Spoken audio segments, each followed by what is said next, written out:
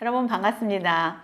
저는 참 일찍 깨요. 새벽에 일찍 깹니다. 눈 깜빡 뜨면 그게 뭐 2시이든 3시이든 어떤 때는 뭐 더 일찍도 깜빡 깨면 아직 정신이 맑으면 또 성경을 보고 일을 하고 그렇습니다. 눈을 딱 뜨는 순간 죽음에서 부활한 것 같은, 늘 부활을 경험하는 것 같은, 새 생명을 찾은 것 같은 그런 쾌감이 있어요. 그냥 그대로 죽는 것처럼 있었었는데 눈을 또 뜨는구나, 또 부활이구나, 또 부활이구나. 부활을 먹어요.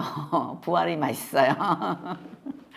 네. 오늘도 우리가 새로 부활해서 아침을 하나님의 말씀으로 먹을 수 있다는 게 얼마나 행복한지. 화면을 한번 보실게요. 우리는 그동안 오리엔테이션 스타일로 앞으로 우리가 읽어갈 내용이 어떤 것인가를 읽었고 강의도 잠깐 들으셨습니다. 그래서 구약 전체는 이런 내용이구나를 했었었고요. 그래서 그 다음에 제목이 여러분들 앞부분에 오리엔테이션이 있었던 것처럼 아담 PhD 논문으로 왕되다. 아담은 왕이야.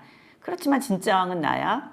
이게 굉장히 중요한 앞으로 성경 읽을 요점이다. 왜? 구약 역사 전체가 제국주의 왕사, 세계사 속에 이스라엘이라고 하는 하나의 국가와의 관계거든요.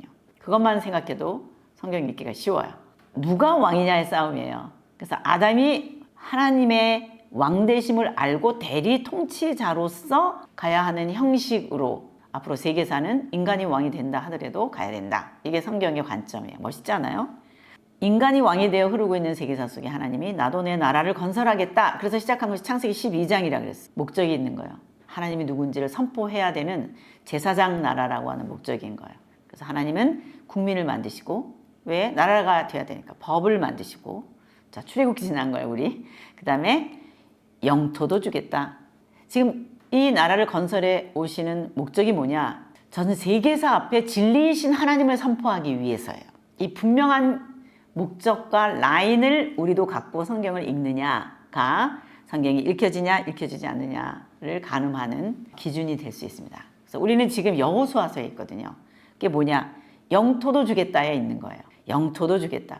지금 보이는 이런 제목들이 우리 생터 성경 사역원에서는 소그룹으로 이거를 하나하나 한 2시간 정도씩 강의를 하면서 이 내용을 깊이 있게 다룹니다.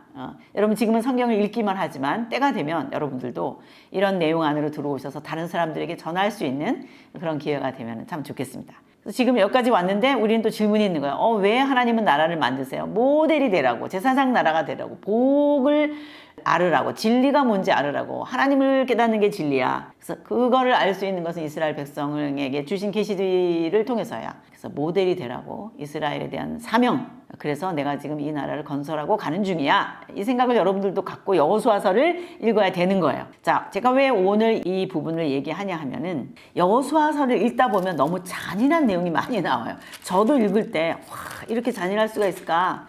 고대 전쟁이 다 그랬지만 굉장히 우리가 지금으로서는 읽기가 참 낯뜨거운 그런 저주의 내용들이 많이 있습니다. 그래서 여러분들이 어떻게 생각하셔야 되냐? 하나님의 나라와 하나님의 법도, 십계명, 진리 이런 것들이 섞이면 안 되는 거예요. 진리는 진리로서 보존이 돼야 되는 거예요. 그러려면 이방 종교와 사상과 철학이 믹스되면 절대로 안 되는 거예요. 섞이면 안 되는 거예요. 그래서 굉장히 철저하구나. 진리가 섞이는 거에 대한 이 하나님의 이 생각은 굉장히 예민하시구나. 제일 먼저 뭘로 섞이냐? 결혼으로 섞이는 거예요. 남녀 문제라든지 이런 것들. 그래서 여러분들이 성경을 읽을 때 한 나라를 정복해서 들어가고 그 땅을 획득했다라고 하는 것은 그 땅의 종교와 사상과 철학을 받아들이면 안 된다라고 하는 심판의 의미가 들어있다라고 생각하셔야 돼요. 기생 라합과 같은 경우는 구원을 얻지만 그렇지 않은 경우 여러 가능성이 있어서 하나님의 백성이 섞여버리게 되게 만들, 마치 미디안에서 요단 동편에서 바알볼 축제에 참석했다가 24,000명인가가 죽었잖아요. 예. 그런 거를 용납하지 않으시는 거예요. 왜? 그럼 하나님 나라는 끝이에요. 그래서 잔인한 것 같이 생각이 들 때마다 이것은 심판이구나.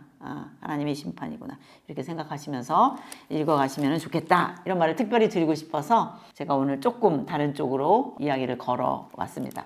지금 읽어야 할 본문이 8장에서 10장입니다.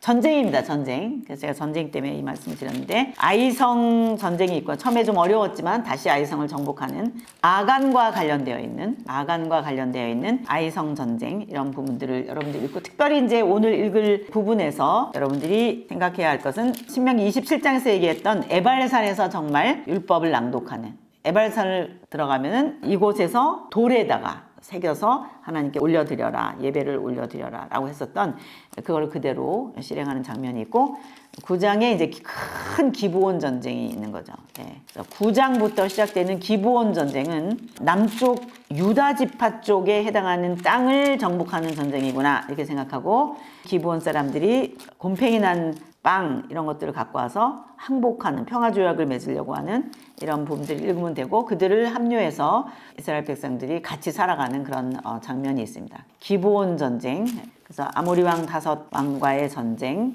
이런 부분들을 10장까지 읽으시면 되고, 좀 잔인한 내용들을 볼 때마다 아까 제가 말씀드린 것 기억하시면 좋겠습니다.